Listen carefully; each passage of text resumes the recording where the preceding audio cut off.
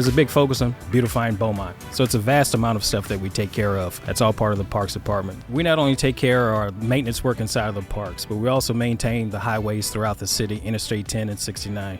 We also take care of all the landscape around any city-owned building. All of the plantings of flowers you see around town, that's all part of the Parks Department. Hello, and welcome to the Beaumont Beat video podcast, where we move with the heartbeat of the city. I am Paige Reed, broadcasting from the beautiful Beaumont Botanical Gardens, situated in the front of Terrell Park. Today's guest is our Parks and Greenspace Director, Mr. Kenneth Raggette. We will be talking all things spring, including the upcoming citywide cleanup, the city parks master plan, what's being planted around town, and we'll even get some pointers from the master himself on what you can plant in your own yard to promote native growth and wildlife. Thank you for tuning in. I have one quick announcement before we get into today's show. Our citywide cleanup is happening this Saturday, May 4th, from 8 a.m. to 11 a.m., and we need your help to beautify Beaumont.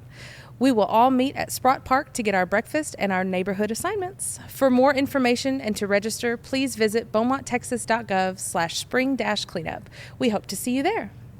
At some point, you've probably seen our Parks and Greenspace Department hard at work. From planting trees to mowing over 2,200 acres of land, there's always something to do.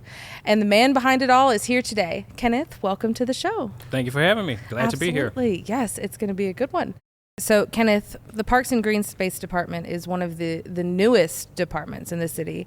But, I mean, like I said, y'all do so much. So how do you pick what to prioritize and what gets done? Well, in our department, we not only take care of our maintenance work inside of the parks, but we also maintain the highways throughout the city, Interstate 10 and 69. We also take care of all the landscape around any city-owned building. We actually come out here to the Botanical Garden once, maybe twice a week, and help with maintenance here. All of the plantings of flowers you see around town, that's all part of the Parks Department. So it's a vast amount of stuff that we take care of. It's just not playground equipment. The city has taken a different focus or look at Beaumont, especially with the development that wants to go on downtown. There's a big focus on beautifying Beaumont. And by creating or separating parks and recreation, Parks Department now can focus more on beautifying, whereas recreation can focus on other things that bring joy to our citizens' lives. Very cool. And like I just mentioned with the citywide cleanup, that is one initiative y'all have taken. And I know this isn't the first one that we're doing. Most definitely. This will actually be the third. But the Parks Department itself, we have a litter crew that goes out every day, each park that we have, all 36, and basically pick up the litter that's there, as well as along the highways. We have a crew that goes out every day. They basically pick up the litter before the tractors come down the road and cut the grass.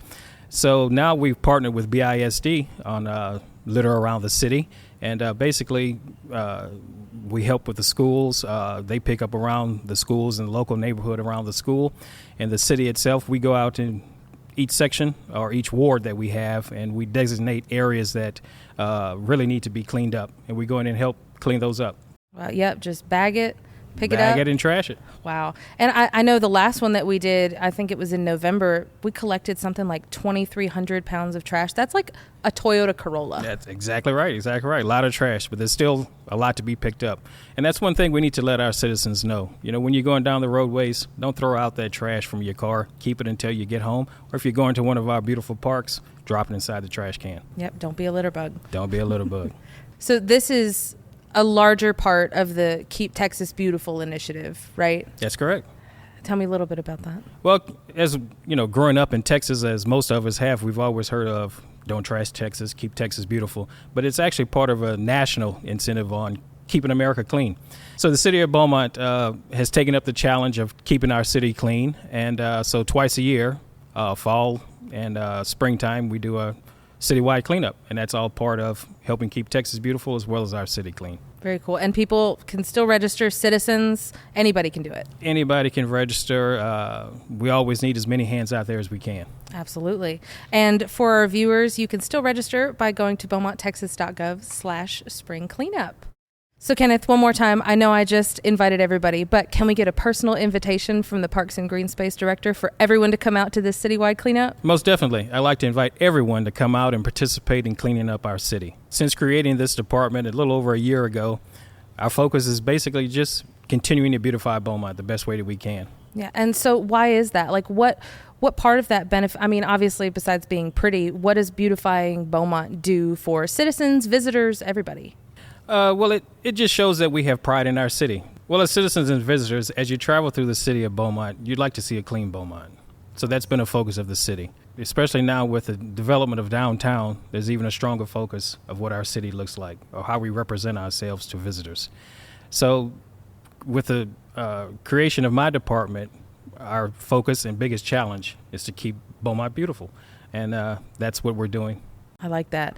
And good little reference to our Beaumont rap that we've done. Beaumont means beautiful mountain, not mountain of trash, a polluted fountain. It's a problem we can't sweep under the rug. Nobody likes a litter bug. So swing into action, just like Tarzan, and leave our home cleaner than it began. Don't just throw garbage out your sedan. Pick up your trash and aim for the can. If we stop throwing trash in the streets by the pile, we'll live in a place that will make us all smile. If someone threw trash in your house, you'd cause a calamity. Beaumont's our home, keep it clean for our family. Gotta do this together, collaborative. If you live where you love, then love where you live.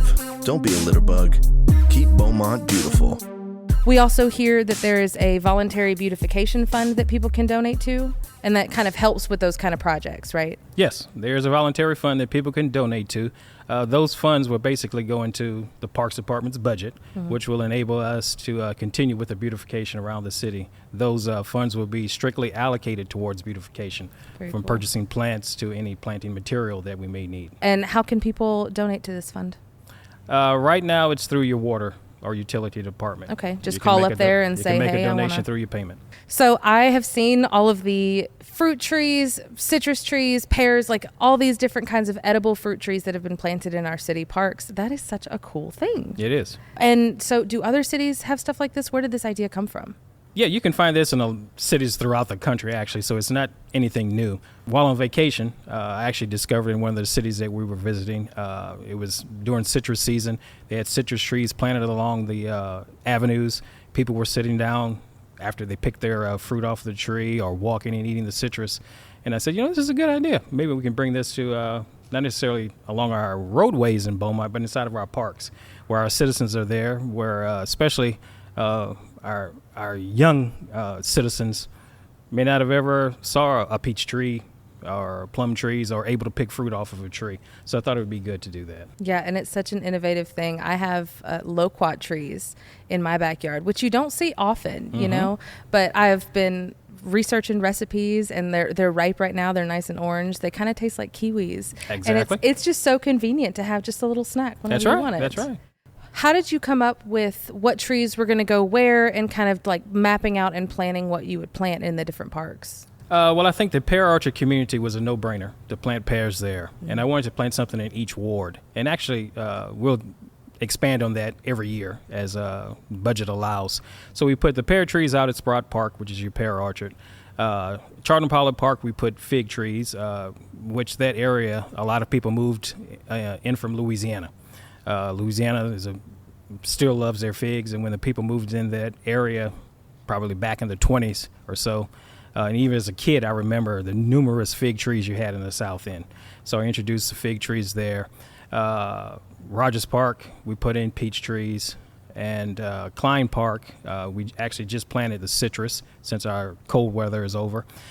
We put in citrus, a couple of plum trees, and a couple of apple trees. I'd like to expand on that each year and hopefully get a grant that we can really develop a nice orchard that our citizens can come in and enjoy fresh fruit, and maybe even help out with those who don't always have fresh fruit at home. And I mean, they're just saplings right now, but I mean, it'll take a few years before it actually 2 to 3 germinates. years. Okay. Actually, a couple of the peach trees now, they have a couple of peaches on them, but you always pull them off the first year because the tree is so young. Citrus is the same way. They're in full bloom now. We'll be setting fruit, but again, we'll pull that fruit off. I mean, that's a very innovative idea, and hopefully more innovative ideas will come in our Parks Master Plan, which is being compiled right now. Most definitely. I'm very excited about our parks, recreation, and open space master plan. The plan would not only address what we have now in our park system, but it will lead us into the future. And that's what our city leaders are trying to do for Beaumont, basically bring us into the future with the development of downtown. We can go downtown and enjoy the new things that will be coming there, as well as bringing in tourism. But our parks would touch every citizen in Beaumont, even if you don't go downtown to enjoy all the new things that are planned to come. So this master plan will develop for the next 10 years of what our park system could look like, working with what we have now as well as adding to what we have. So there will also be opportunities for citizen input throughout this process. Most definitely. Citizen input is very key to this master plan. So there will be town halls that you will be able to attend, as well as I think there may even be some way that you can get on social media and things like that and voice your concerns or your wants or desires for what the park system should look like. And viewers, make sure to follow our Facebook page and check our website for updates on when those town halls will be. You were saying this is a 10-year plan, right? Like this is pretty far in the future. Is it kind of revolving every year, or like 2024 will last us until 2034? You know, like what's the mindset behind this timeline? It will be a revolving plan. We want to be good stewards of tax dollars. Of course. So we'll see what we can do for each year as we progress down the road. And I mean, 10 years is a long time to do a lot of cool stuff. Most definitely. And that way, citizens can look forward to something new every year. Yeah. Well, as an avid lover of all things dirt and planting and gardening, I cannot wait to see this Parks Master Plan. And it's in the works right now, right? Like we're really starting this process. The ball is moving. It'll take about a year to be completed. And, like with citizen input to all of our viewers, please check our Facebook page and also our website so we can update you on when we'll have those town halls and stuff, because we really would love your input. Up next, we'll talk about some ways for you to promote native ecosystems in your own yard. But first, I have a few more quick announcements for you. May 5th to May 11th is National Pet Week, and Beaumont Animal Care is offering reduced adoptions all week long. They're usually $75, but they will be only $20 for all the animals in our shelter. What a perfect time to welcome a new furry friend. The Beaumont Recreation Department has several summer programs you can sign up for Beaumont youth. Summer camp registration is now open. Join us for games, crafts, field trips, and fun in the sun. Ages 5 to 12 are welcome, and there are 2 sessions, one in June and one in July. Register today at the Sterling Pruitt Activity Center. Speaking of youth programs, the Youth Summer Track program is back too. If your child is interested in track or just has a little too much energy they need to expend, sign them up today at the Sterling Pruitt Activity Center. Hurry though, registration closes this Monday, May 6th. As always, you can stream this show and past episodes of the Beaumont Beat on multiple platforms, including Facebook, YouTube, and Spotify. Subscribe to our channel, like this episode, and share this podcast so others can join in too. We're always looking for new topics, so drop a comment wherever you're tuning in to let us know what you'd like to see in future episodes. If you're just now tuning in, we were chatting with Mr. Kenneth Raggette, our Parks and Greenspace Director. He's given us some good insight on the upcoming Parks Master Plan, talked us through many different fruit trees that have been planted around town, and has extended a personal invitation to each one of you watching to join our upcoming citywide cleanup. Beaumont is a very unique space in terms of the native foliage and stuff that we have, and we're even a registered bee city, right? Definitely. Tell us what that means. So Bee City USA, I think it was started probably about 10 years ago. Beaumont joined up, I think, about 5 years ago. It's part of basically promoting planting pollinator-friendly plants inside of our gardens. We can't get along without bees. They not only, they pollinate, of course, for our food, but it goes for cotton, which our clothing and everything else like that.